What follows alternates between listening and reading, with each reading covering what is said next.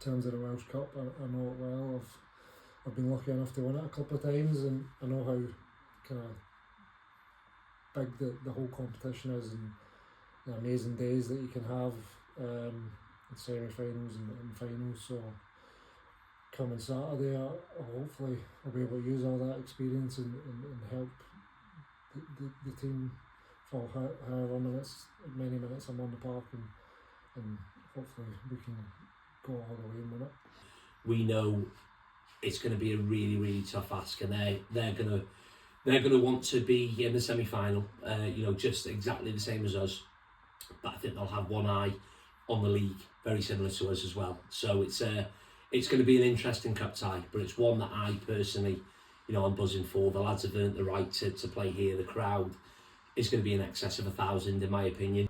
Tickets have been going out, to local youngsters and teams, etc. Plus our loyal supporters that have stuck with us.